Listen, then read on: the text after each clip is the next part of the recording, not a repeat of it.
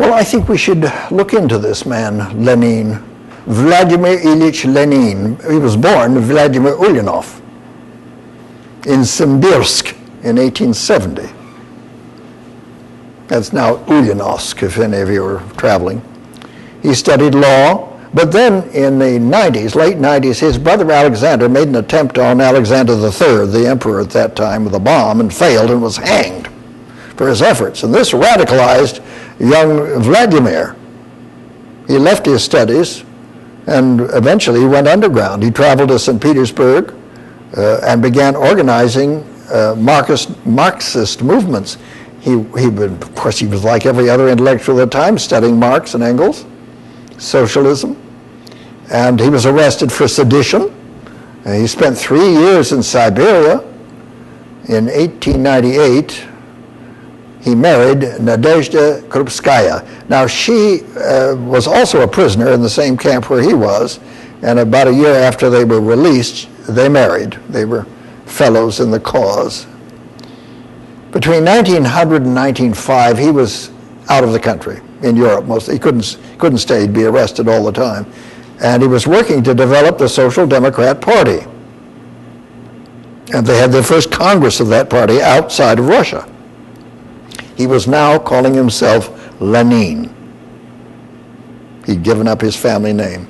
The Social Democrats split into two parts, the Mensheviks, the moderates, and the Bolsheviks, the radicals. And he went with the radicals and became very shortly their leader. It was about this time that he enlisted as his helpmeet a young man named Dugashvili.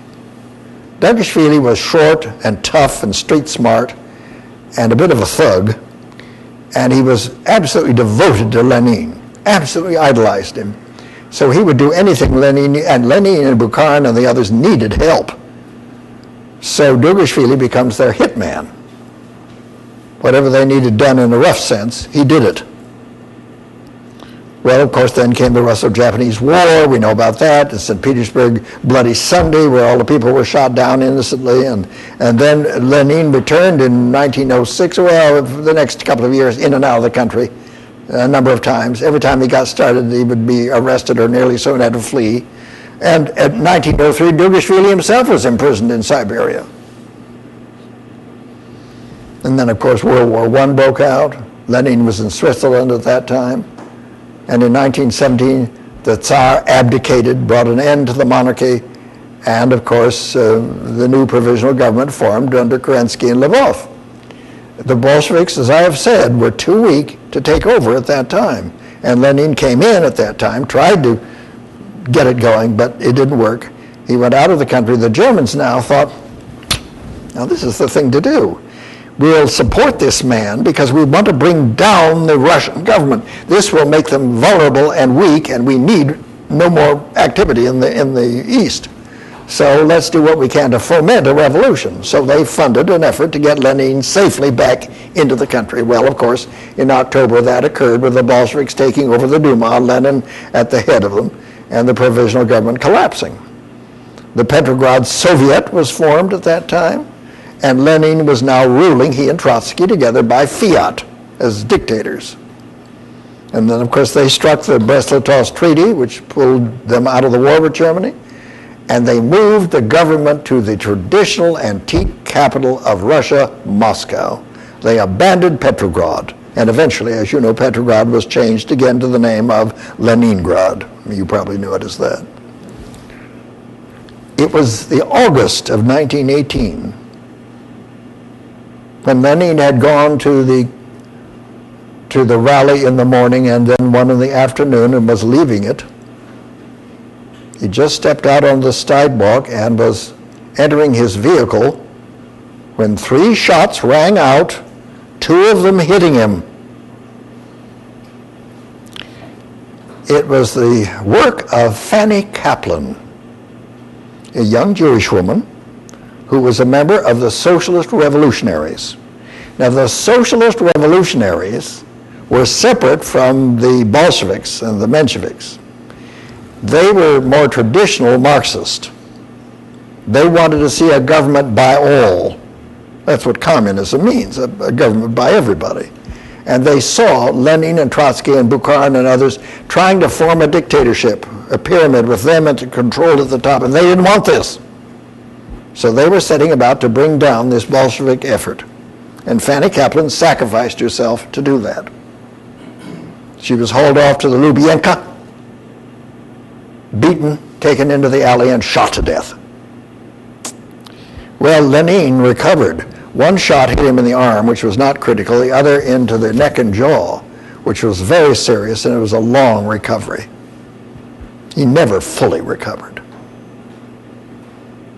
Between 1919 and 22, the Bolsheviks continued to struggle to maintain their power. Their basis was mainly the urban workers, not the peasants. This was never a peasants' revolution, just as the French Revolution was not a peasants' revolution. Seldom are the peasants revolutionaries. But in desperation, the peasants were the ones that raised the food, and food problems were the paramount. So they issued, the Bolsheviks did, their new economic policy, which was to organize agricultural labor. Well, it turned into a massive failure. Millions starved. All of the revolutionaries were urbanites. There were no farmers among them. They knew in theory what to do, but they had no practical experience. So it was a disaster. The little town of Tambov formed their own government. They wouldn't let the Soviets in. They managed to get their agriculture working and everything. Well, of course, that didn't satisfy. The Soviets wanted cooperation. They sent the Soviet army, which was just getting itself very aggressive, sent the Soviet army and obliterated the town of Tambov and all the citizens. It was scorched earth, cooperate or scorched earth. And of course, as you all know, Marx never abolished religion, but Marx and Engels saw religion as a poisonous distraction to human evolution. And the Soviets went a leap forward and simply abolished religion. There would be no more religion. We're not going to have any more distractions. Well, this was not, we're still dealing with that one in Russia. It didn't solve much of anything because religion meant a lot to the Russian people in general, especially on the bottom. And then, of course, Dugashvili, as we'll see in a minute, was the hitman to go and take care of regional rural activities, and we have what's called the Red Terror, which was inflicted on the rural populations for not cooperating. In Tsaritsyn, for instance, another town that rebelled against this regime, it was absolutely leveled and burned to the ground, and all the citizens in it.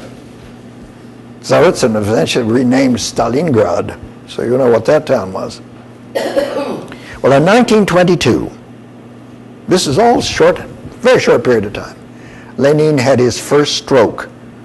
It was probably in large part due to the assassination attempt.